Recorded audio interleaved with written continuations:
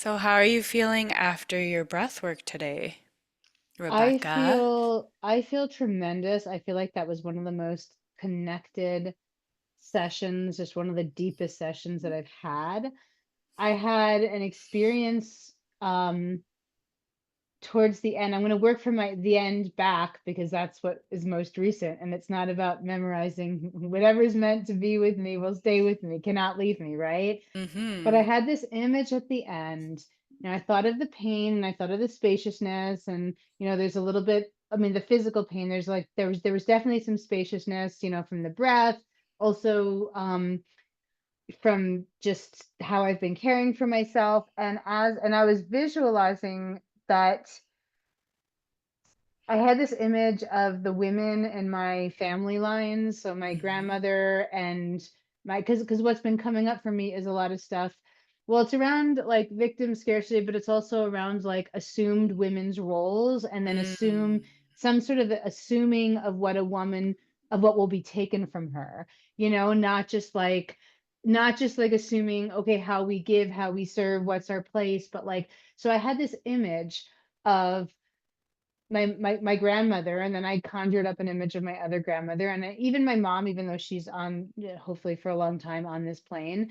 But they came to mind, and what I started, the wisdom that I kind of pulled this from my imagination, but it was also given to me, that i'm I'm kind of working through some of the generational trauma, that whatever my perception is that they held, Mm-hmm.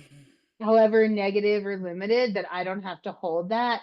And I had an image, how you have the petals at the bottom of the feet? I Mm-hmm. literally had an image of like just sending all of that energy down back into the earth so that I can break that cycle, but also imagining that I'm sending some of my little pain particles down into the earth. And Mm. I am a believer, treat your pain however you need to. That's like that's but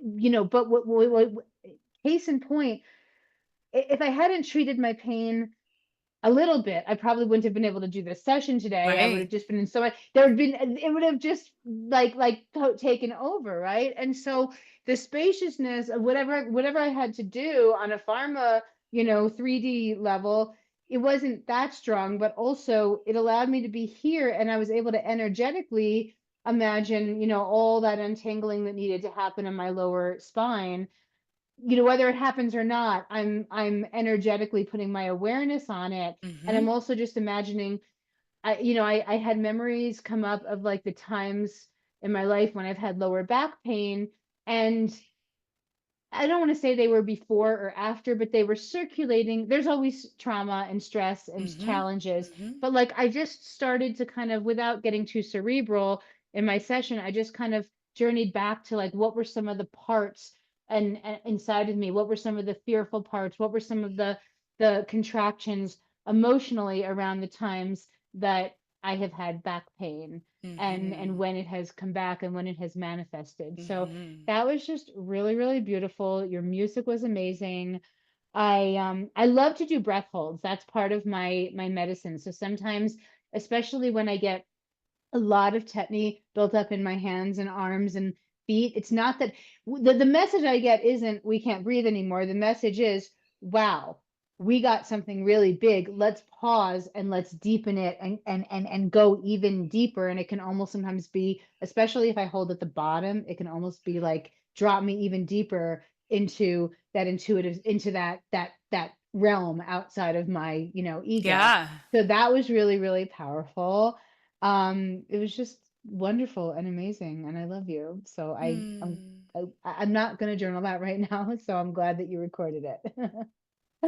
Yeah, I love Mm. that you requested to have this as a recording for your reflection and also just the permission to be able to share this because I think it's so important for other people to understand the types of revelatory experiences that we can have through the breath work that you and I facilitate.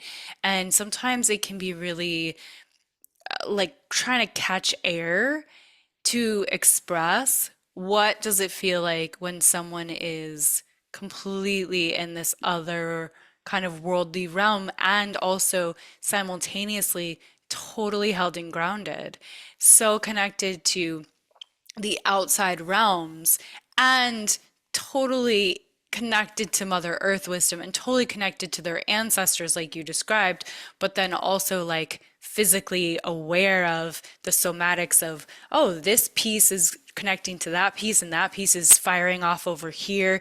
And then because you're a breathwork facilitator, you were able to facilitate yourself into those breath holds, which I love so much. I love how we as space holders can give other people the foundation to use their highest bodily and spiritual wisdom to give themselves within their spirit, their mind, their soul, their body, the exact medicine that they're needing. And you reflecting that that was one of the best sessions you've had, for me, is the feedback is, as a facilitator, I did less than I normally do. And so it's always the lesson for me as the facilitator is do even less sometimes. Now it depends on the person, it depends Of course. on the situation, it depends on the given moment. Of course, we have to use our intuition and our wisdom. And having worked with you for several sessions, what I notice is your soul needs freedom, it needs self-direction, it needs space, it needs less lyrics, it needs a lot of just rhythmic space. So, and I think a lot of people are very similar in that way. So it's a great lesson for me and for everyone to like, we don't have to go hard. And I think as a, and I'll Mhm. wrap up this And I want, ongoing yeah, and sentence in 1 second. But I think as a collective, our trend in self growth, as you know and we know, is the less is more, do less, do less, do yes. less, do less. That's what we're all allowing ourselves to let go of, this just do it culture.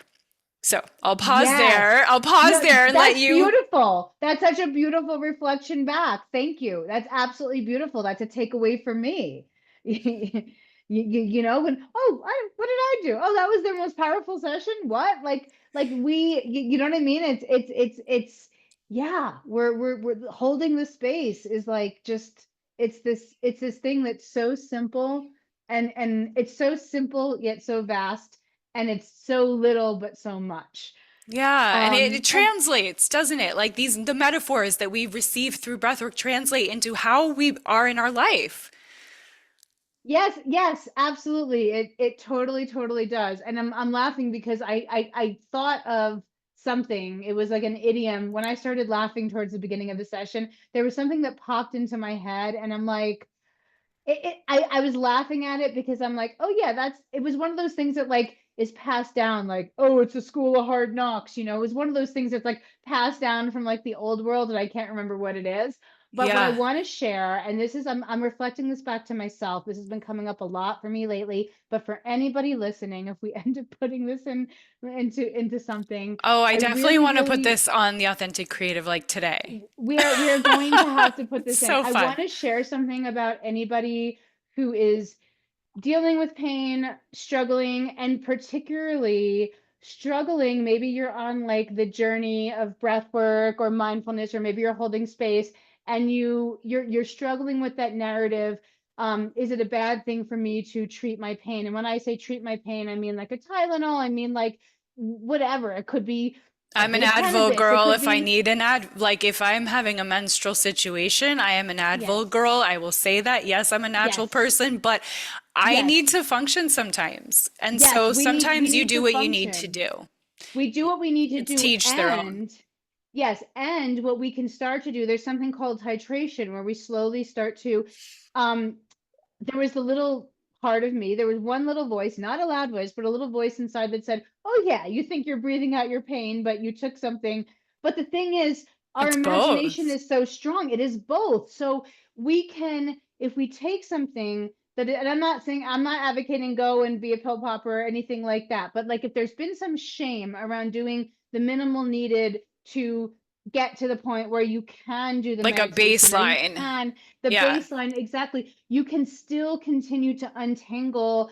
And what we're doing in our imagination, and you probably know this as a Reiki practitioner, in the very first time you ever stood and did Reiki and you'd never done it before, it was probably a lot of imagination, and then slowly you're feeling the energy actually be Mm. there.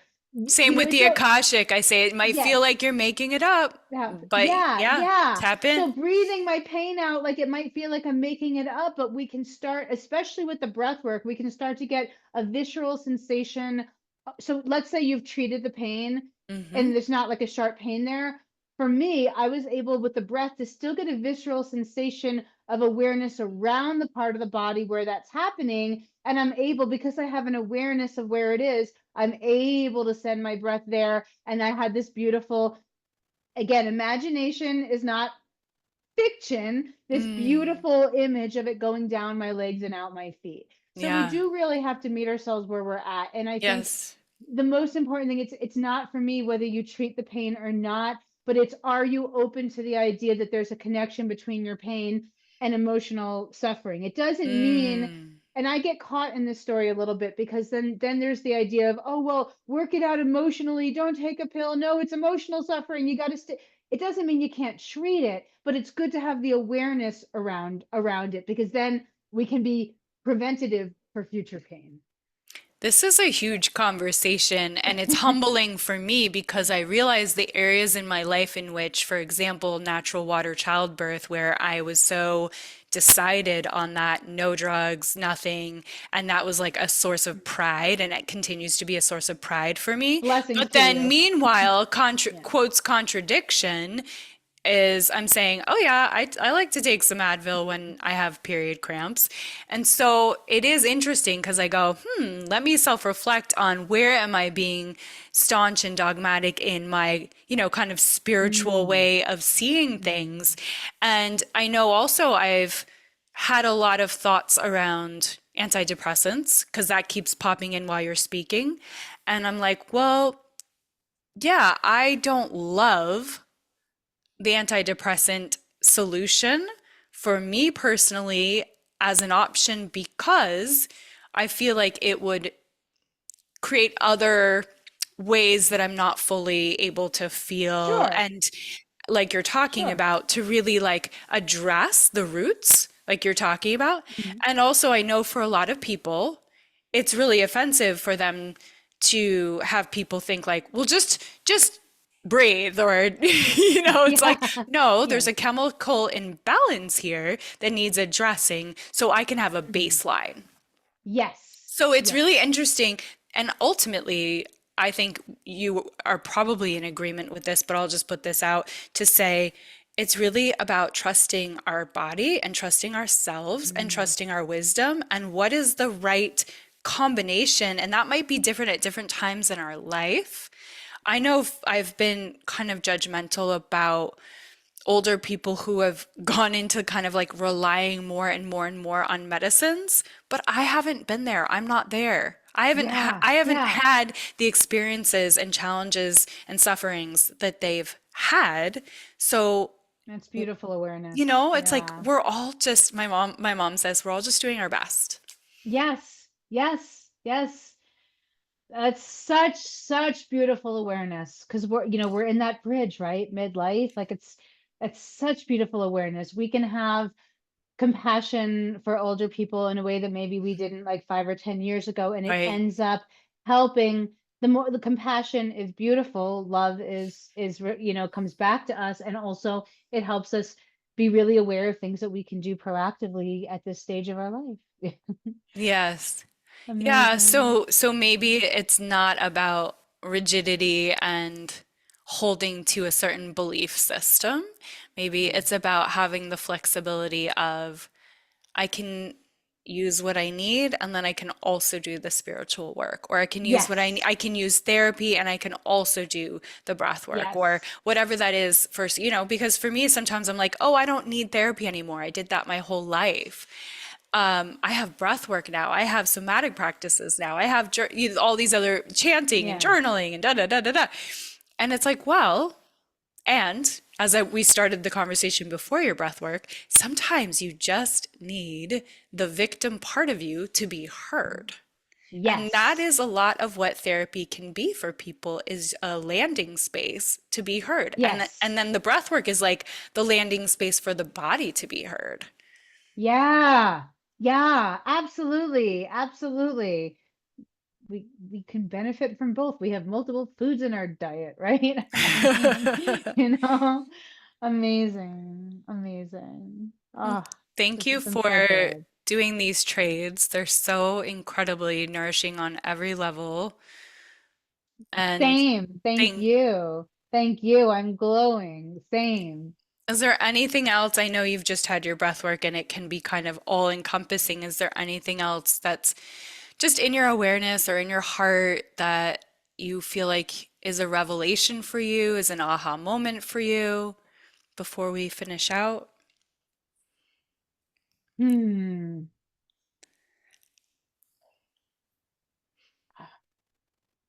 I'm just happy I showed up and did the thing, and it's you are such a good facilitator, and it's good.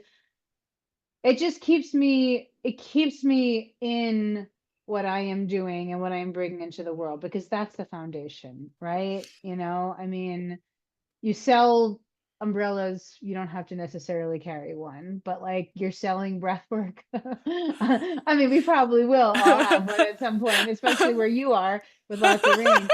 But I'm just feeling really good. I'm feeling really alive, really awake, and really, really centered and Yeah, connected you're to earth and sky. So thank you very, very much. I love that part about connecting to the earth and sky. And I'll have to I'm going to send you a message right after this.